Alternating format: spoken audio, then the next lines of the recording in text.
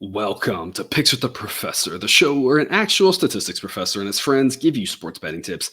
I'm your host, Professor Sides. For the latest updates and information, you can find us on Twitter and Facebook, and for some extra free picks on TikTok. All those links are in the description. This college basketball episode covers all but one of the games scheduled to be played on Monday, December 5th, 2022.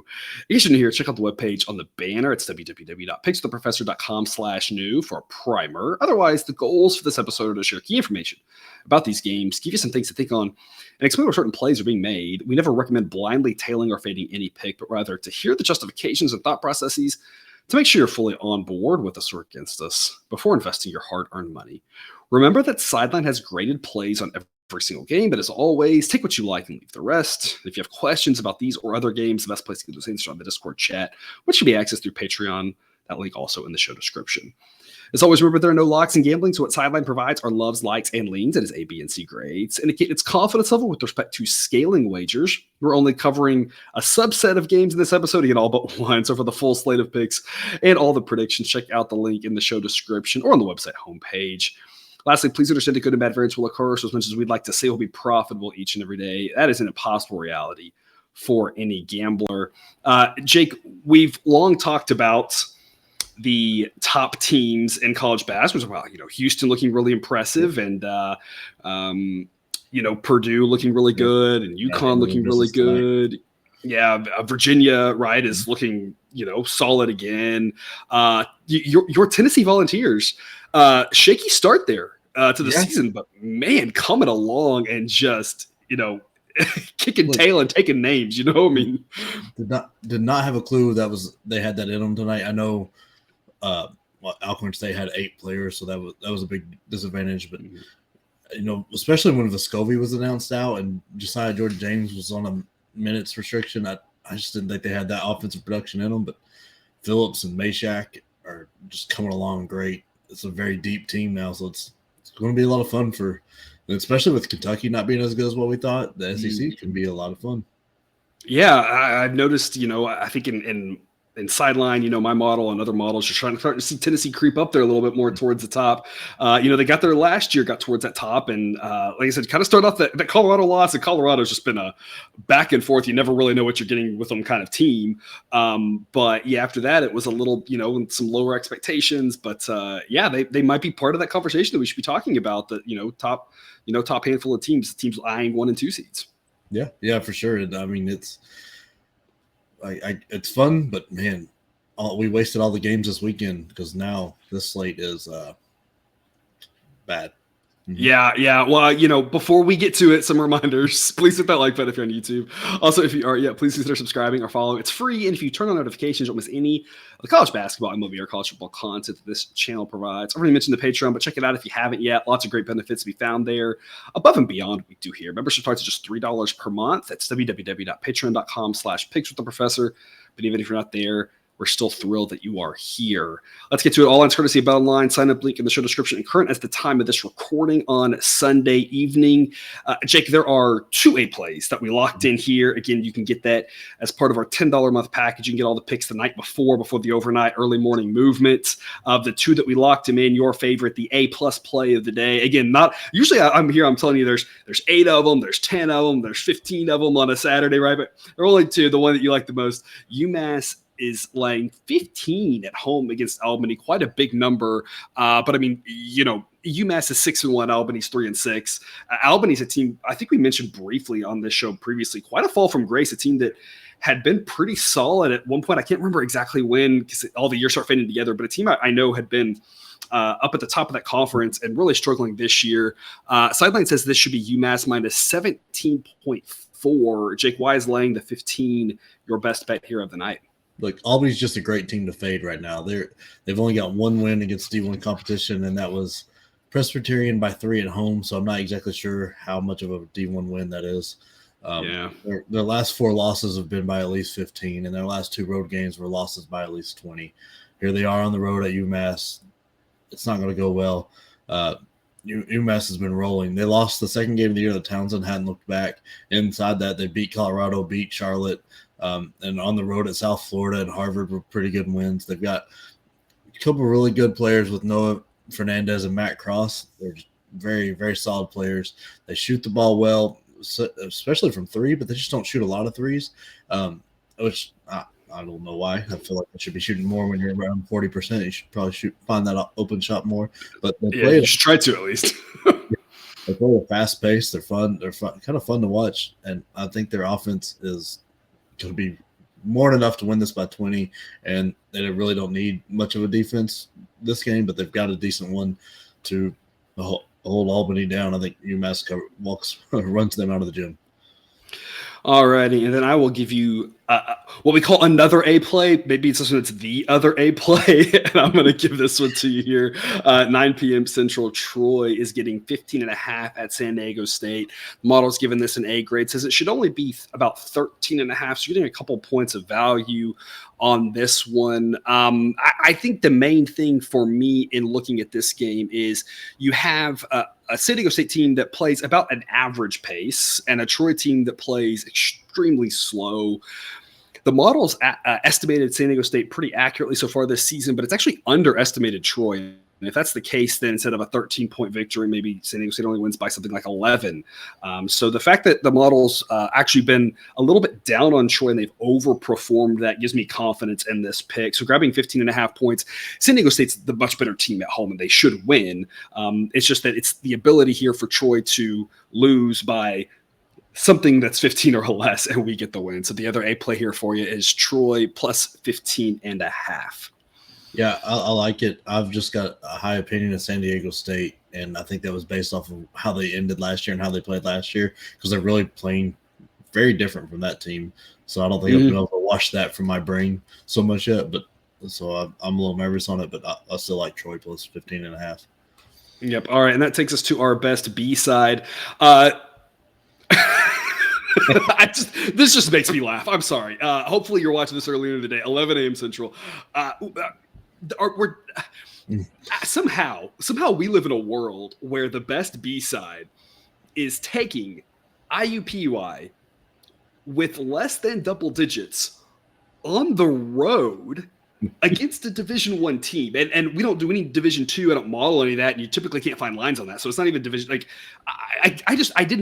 they're still the worst team in college basketball. And I guess that just says a lot about Green Bay, which I'm sure is what we're going to talk about here. But IUPUI still terrible, but we're going to take the 6 here. Sideline says it should be a little bit less than this, says it should be more in the upper 5s.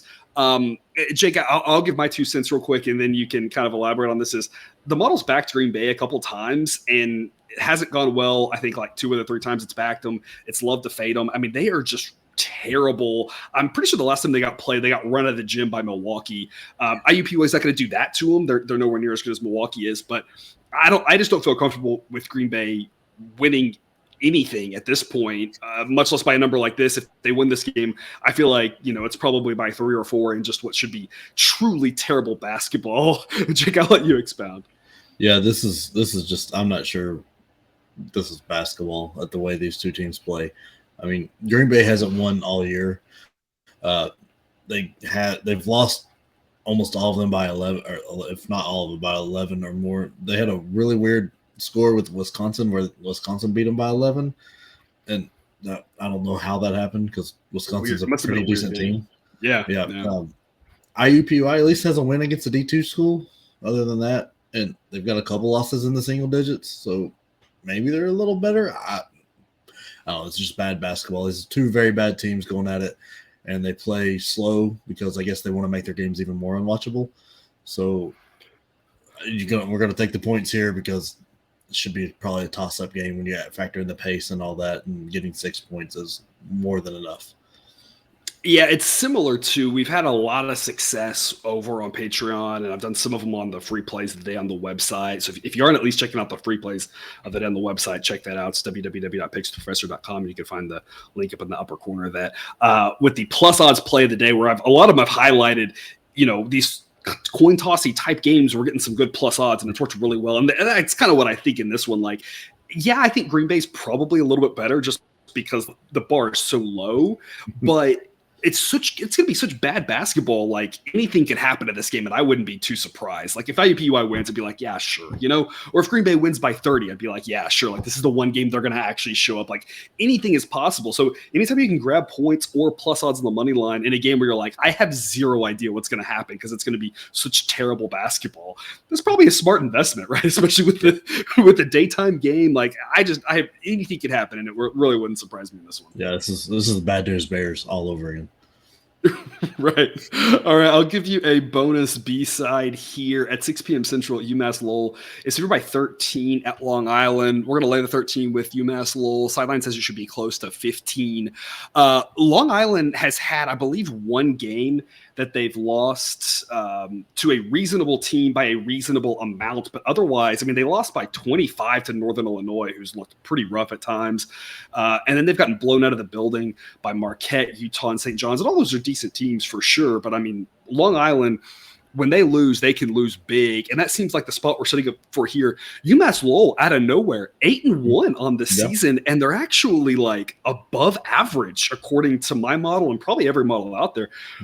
Which surprises me because I'm used to the last couple of years. I feel like UMass Lowell's been a punching bag team, but I mean, they're actually pretty solid. And I know it's going on the road here, but this Long Island team, when they get run, they just get run. So we're going to lay the 13 here with UMass Lowell and trust that it's not going to go pretty. The model has loved backing Long Island this year. It's gone 3-3 backing them, but it's still overestimated their performance and it's underestimated UMass Lowell's performance. So sideline says it should be about 15, but in reality, I think the more likely expectation is probably closer to 17, 18, something in that ballpark. Yeah, for most part, you can just copy and paste what we said about UMass and Albany into the same thing. It's very identical with where the teams are slated. So it's wild that these two teams here, like, I guess they're part of the same school association with UMass and UMass, are doing very well out of really nowhere. Out of either team.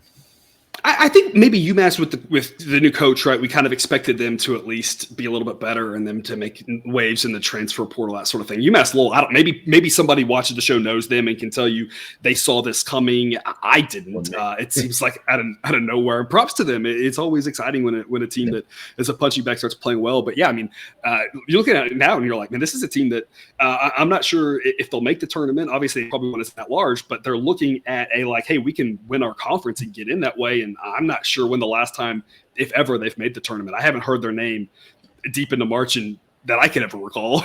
Yeah, I haven't. I don't know that I've ever seen it in a tournament format. Yeah, I don't think I have either. So again, maybe someone out there has it could correct us, but it's been a while. So they're looking pretty good, and we're going to lay it with them and UMass, as Jake mentioned there. And that takes us to the Jake and a Limb segment. There is one C grade pick that the model has right now, so the model doesn't really like much on it. But Jake, you have an angle for us, 9 p.m. Central, North Dakota State at Portland, a Portland team that I feel like we've liked backing. They've been playing really well. They're laying a huge number though. They're laying 15 in this one. Sideline says it should be 14. So at that number, not enough value, and the model doesn't really love either side. Jake, which side are you on here between North Dakota State and Portland laying 15? I'm going to lay the 15 with Portland. I think this Portland team is very good. They gave North Carolina and Michigan State everything they wanted and more in those games. They beat Villanova. They just demolished North Dakota by 30. They're a very efficient offense and a very average defense, and they play at such a fast pace where there's going to be plenty of opportunity to really expand this lead. This North Dakota State team, or the state team, is just bad. They're not good at any level. They've got the one win against the D2 team, and they've got 6 losses by at least 10 points. Eastern Washington and Jacksonville just got them by 8 and 10 respectively, and this Portland team is much, much better than both those teams. Tyler Robertson is playing out of his mind. He's averaging 16 a game with 6 assists.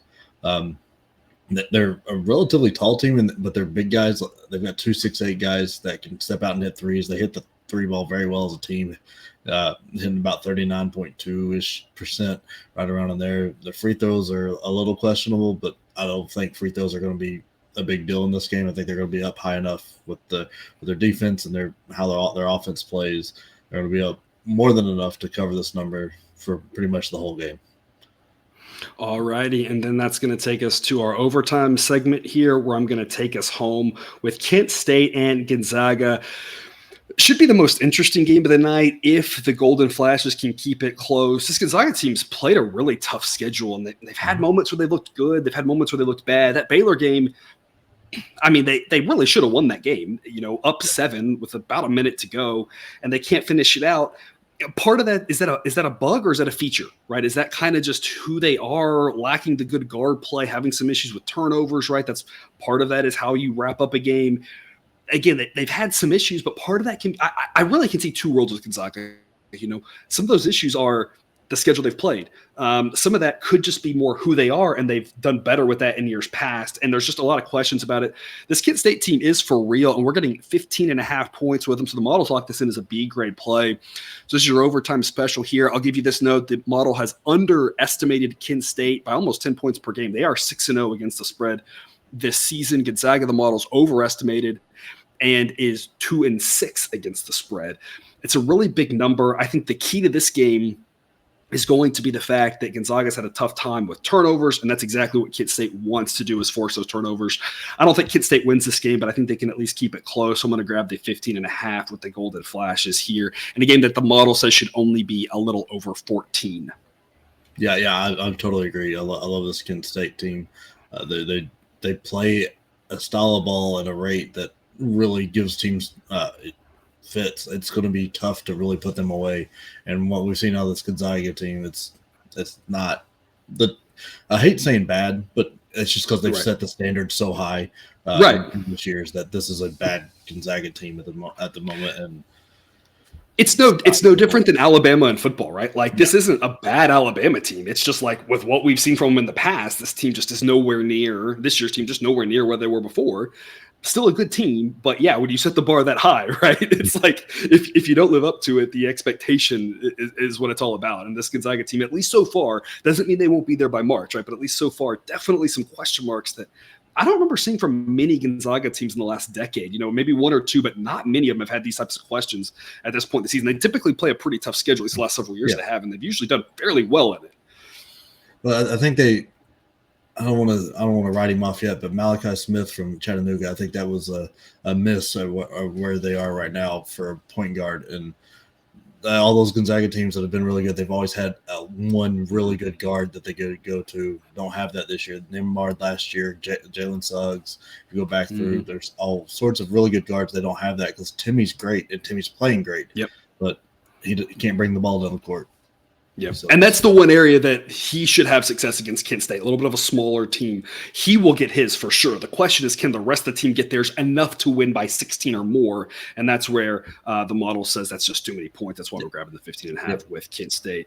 I do have some research for you that I followed up on. UMass Lowell jumped to Division I in 2013. That's why we aren't used to seeing them in March Madness. They won Division II back in 1988, and the 4 years after that were coached by none other than Stan Van Gundy. So there's our little UMass Lowell trivia for that. I had no idea. Yeah. Never made it to the dance. And again, they're going to have to win their conference. Obviously, they're not going to make it as an at-large. But with where they are right now, you have to think, they're eyeing winning that conference at this point. So maybe every once in a while with a weak slate like this, we'll try to learn something about a small school that most of our viewers probably don't know. There's probably one or two of you out there that knew all that, but there's probably most of y'all did not know that, I have to assume. Yeah, I mean, unless you were just absolutely all about UMass Lowell, I don't think you would remember that Van Gundy was there. Absolutely. All right. Any parting words, Jake, on this for this Monday slate of games? No.